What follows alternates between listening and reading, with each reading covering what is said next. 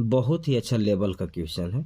3 अंकों वाली एक संख्या में सैकड़े के स्थान वाला इकाई अंक के स्थान वाले अंक का दुगना और उनके सभी अंकों का योगफल 18। यदि उनके अंकों को उलट दिया जाए तो वह संख्या 396 कम हो जाती है। उस संख्या के सैकड़े वाला अंक और दहाई अंक वाले अंक का अंतर कितना है। देखिए, अगर ये संख्या पूछता तो ये क्वेश्चन बहुत आसान हो जाता, लेकिन ये संख्या नहीं पूछने के कारण इसको जैसे जैसे बोला गया है वैसे ही आपको अब बनाना पड़ेगा। तो यहाँ पर कहता है कि 3 अंकों वाली संख्या है, तो 3 अंकों वाली संख्या को आप कह सकते हैं 3 अंकों वाली संख्या में भी यहाँ देखिएगा कहता है कि सैकड़ा वाला स्थान वाला इकाई अंक का दुगना है। यानी अगर इकाई अंक वाला x हुआ तो दहाई अंक वाला 10y होगा, क्योंकि अलग मानना पड़ेगा। और सैकड़ा वाला 100z होता, लेकिन ये बोल दिया कि सैकड़ा अंक इकाई अंक का दुगना है, यानी हम कह सकते हैं कि सैकड़ा के स्थान पर ये 2x है। यानी 2x 100 इंटू 2x, यानी इसको हम मल्टीप्लाई करेंगे तो ये हो जाएगा हमारे पास 200x प्लस में 10y प्लस में x, यानी 200 और x को जोड़ेंगे तो आएगा 201x प्लस 10y। ध्यान रखिएगा, इकाई दहाई सैकड़ा, लेकिन बोला कि सैकड़ा वाला, लेकिन बोलता है कि सैकड़ा वाला इकाई का दुगना है, तो इकाई अगर x है तो सैकड़ा वाला 2x होगा और ये 100 के साथ मल्टीप्लाई होगा। ये दहाई है इसलिए 10 के साथ ये मल्टीप्लाई होगा, और जब इसको सॉल्व करेंगे तो आएगा 101x प्लस में 10y। अब उसने कहा कि इनके सभी अंकों का योगफल 18, यानी ये वाला इनके सभी अंकों का योगफल, इनके सभी अंकों का योगफल 18 है। इनके सभी अंकों का योगफल 18 है, यानी ये वाला है। देखिएगा 2x और x 3x प्लस में y। अंक चाहिए इनके, संख्या नहीं, अंक। तो अंक आपका x है, y है और ये 2x है, तो इनके अंकों का योगफल 18 है, यानी 2 और 1 3x plus y, 3x plus y बराबर में 18 है। अब इनको आपको सॉल्व करना होगा किसी एक इक्वेशन में ले जाकर के। फिर कह दिया आगे जाकर के कि यदि उसके अंकों को उलट दिया जाए, अगर अंकों को उलट देंगे, यानी ये वाला देखिएगा x यहाँ जाएगा और 2x यहाँ चला जाएगा, तो हम कह सकते हैं कि 100x प्लस 10y और प्लस में 2x। अगर इनके अंकों को पलट दिया जाए तो वह संख्या 396 कम हो जाती है। किससे? मेन संख्या से इससे 396 कम हो जाती है। तो इसको अगर हम सॉल्व करते हैं तो x वाला तो जुट ही जाएगा, तो ये आपका आ जाएगा 100 प्लस 2 102। तो हम कह सकते हैं कि हमारा आया 102x प्लस में 10y। ये अंक पलट चुके हैं, अब कहता है कि ये कम हो जाएगा, यानी हम कह सकते हैं कि मेन संख्या में से अगर इसको घटाया जाए तो 396 कम हो जाएंगे। तो हमारे पास मेन संख्या है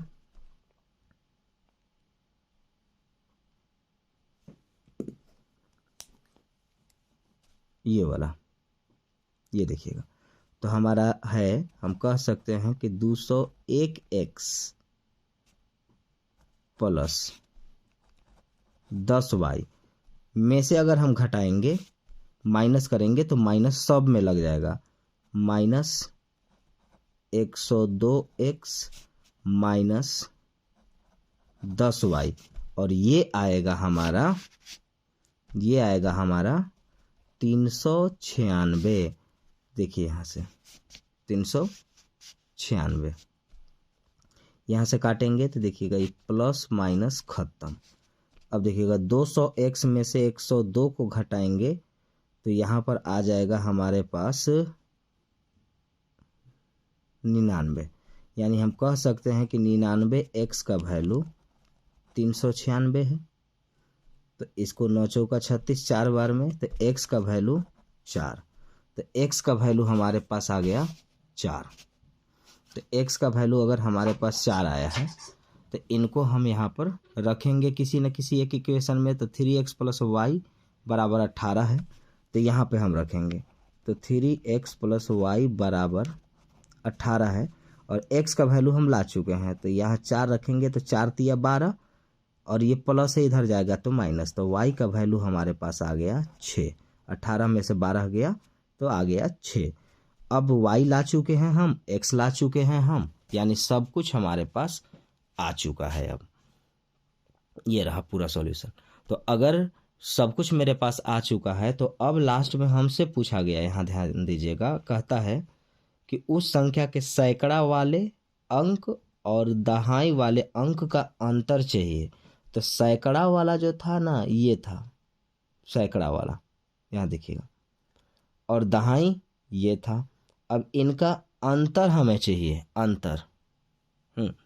तो सैकड़ा वाला मेरे पास ये देखिएगा 2x में है, वो भी अंक चाहिए था, यहाँ ध्यान रखिएगा, सैकड़ा वाला अंक और दहाई वाला अंक। तो सैकड़ा वाला अंक 2x है और दहाई वाला y है, यानी हमें 2x - y का अंतर बताना है। तो x का वैल्यू देखिए हम ला चुके हैं, x का वैल्यू 4 ला चुके हैं, तो यहाँ हम रखेंगे 4 और ये वाला है y का वैल्यू 6। तो 4 दूनी 8 - 6 आंसर 2। तो आपको इस टाइप से करके बनाना होगा और इसको अगर आप बहुत अच्छा सा प्रैक्टिस कर लीजिएगा तो आसानी से आप इसे बना सकते हैं। चलिए अगला क्वेश्चन देखते हैं। आपको पता ही है कि ये एसएससी, सीजीएल, सीएचएसएल, एमटीएस सभी एग्ज़ाम के लिए है, क्योंकि ये किरण पब्लिकेशन का पार्ट 2 है। हम लोग इसको पार्ट 2 करके पढ़ रहे हैं और इसमें जितने क्वेश्चन होंगे सभी एकदम बहुत अच्छे ग्रेड का क्वेश्चन है, जो हम लोग इसको हमेशा सॉल्व करेंगे पूरा चैप्टर वाइज। नंबर सिस्टम पढ़ रहे हैं अभी हम लोग। आइए अगला क्वेश्चन देखते हैं। अगला क्वेश्चन देखते हैं कि इस अंक को यदि 1 से 9 तक गुना करें तो गुणनफल के अंकों का योग प्रत्येक दशा में इस अंक के बराबर होनी चाहिए। यानी ऐसी कौन सी अंक है जिसको 1 से 9 तक बारी बारी से मल्टीप्लाई यानी गुना करते चले जाएं तो हर दशा में उस संख्या के अंकों का योग बराबर आना चाहिए। तो आप इसको रीजनिंग में भी पढ़े होंगे, जब ये देखिए यहाँ सीजीएल में पूछा हुआ क्वेश्चन है, लेकिन ये रीजनिंग में भी पूछा जाता है ऐसे क्वेश्चन। तो इसको देखिएगा, ये 9 होता है। क्यों होता है आप देखिए, बेसिक वाले क्लास में आप पढ़े होंगे इसको। ये 9 होता है, अगर 1 को 9 से मल्टीप्लाई करते हैं तो 9 आता है, तो ये खुद 9 है। लेकिन 2 को 9 से गुना करते हैं तो 9 दूना के 18, लेकिन इनके संख्या को अंकों का योग करेंगे तो 9 आना चाहिए। तो 8 और 1 9, 3 से 9 में गुना करेंगे तो आएगा 27 और इस 7 और 2 फिर 9 होता है। 4 से गुना करेंगे तो 9 चौका 36, 6 3 9 ही होता है। और ऐसे ही आप करते चले जाएंगे, आपका आंसर 9 ही होगा।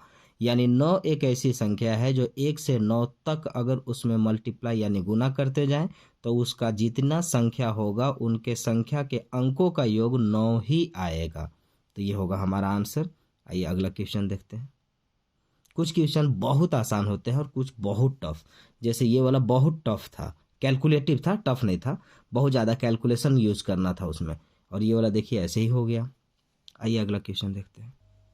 अगला क्वेश्चन भी एकदम बेसिक है। यदि दो संख्याओं का योग 50, यदि दो संख्याओं का योग 50 और उसमें से एक संख्या दूसरी की 2/5 गुनी है तो संख्या बताइए। ये हमारा क्वेश्चन, ये भी देखिए एसएससी सीजीएल में पूछा हुआ क्वेश्चन है। तो मान लेते हैं कि संख्या x है, तो पहली संख्या हमारा x है। तो दूसरी संख्या हमारा कहता है ना कि इस संख्या का यानी x का 2/5 गुनी है, यानी 2x/5 है। और कहता है कि इनका योग यानी अगर इनको जोड़ते हैं तो 50 आएगा, यानी x + 2x/5 बराबर 50। तो 5 यहाँ जाएगा तो 5 और 2 7x और ये 5 इसमें गुना हो जाएगा। तो हम कह सकते हैं कि 7x का वैल्यू ये देखिएगा 5 यहाँ, 5 और 2 7, 7x का वैल्यू 7x/5 का वैल्यू आप कह सकते हैं 50। तो इस 5 को वहाँ भेजिए और 7 को नीचे, तो आपका आएगा x का वैल्यू 250/7, यानी पहली संख्या हमारा जो आया वो 250/7 आया। तो दूसरी संख्या इसमें x से गुना हमें करना है, तो ये रहा हमारा पहली संख्या। अब हम यहाँ दूसरी संख्या को देखते हैं, तो दूसरी संख्या के लिए ये हमें चाहिए, यानी 2/5 में x का वैल्यू रखना होगा, गुना करना होगा, तो x का वैल्यू 250/7 है। 5 को काटेंगे, 50 बार 50 दूना 100/7, यानी पहली संख्या 250/7, दूसरी संख्या 100/7। मानते हैं संख्या x है, दूसरी संख्या x का 2/5, इनका योग तो 7x/5 बराबर 50, तो x का वैल्यू 250/7। तो इसका वैल्यू, तो इसमें 250/7 वहाँ पर रखेंगे तो आएगा 100/7, यानी हमारा आंसर होगा ऑप्शन डी, 250/7 और 100/7 आंसर होगा। आज का क्लास यहीं तक रखते हैं, मिलते हैं पार्ट 3 में। पार्ट 3 में यहाँ से क्वेश्चन करेंगे। तो बहुत सारे क्वेश्चन कैलकुलेटिव नहीं होते हैं, बहुत आसान होते हैं जो कुछ ही सेकंड में, कुछ मिनट में बन जाएंगे, लेकिन कुछ क्वेश्चन पर बहुत ज़्यादा सोचना पड़ता है। तो हम लोग जिस लेवल का होगा सारे लेवल को हम लोग देखेंगे, इस बुक का सभी क्वेश्चन का सॉल्यूशन कराएंगे। धन्यवाद।